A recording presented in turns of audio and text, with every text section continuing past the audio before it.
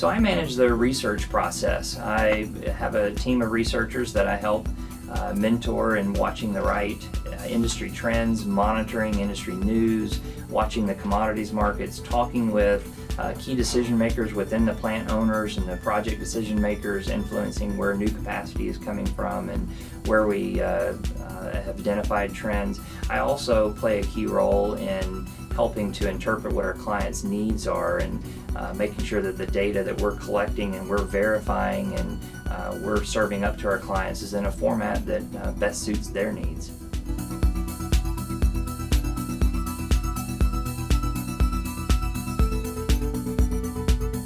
Well, the price of oil has certainly been an aid in helping margins for some of those producers across Europe and Asia.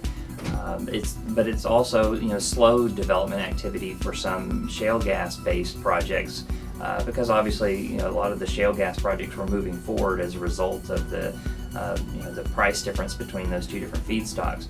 Over the short term, the decrease in naphtha prices have certainly undermined some of the recent investment decisions in Europe and South Asia, where we were seeing ethane exported from here in the U.S. to be consumed as a primary feedstock over there.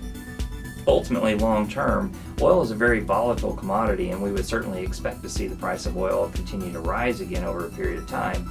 And for this reason, I don't think it's going to influence the geography of where we see new petrochemical investments in the future. I think it's just going to affect the time frame in which we actually see those projects transpire.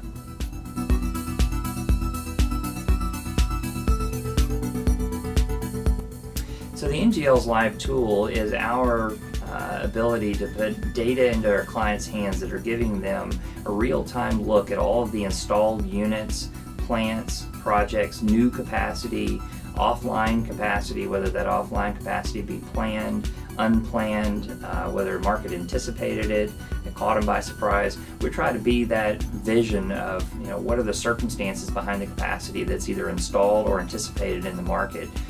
And this is built on research methodology that we've been doing for many, many years in power, refining, and other markets. And so considering the very important role that ethylene, steam crackers, NGLs are playing in the market, we felt we had to provide a very granular view of those installed units, if you will, similar to what we're doing for other industries.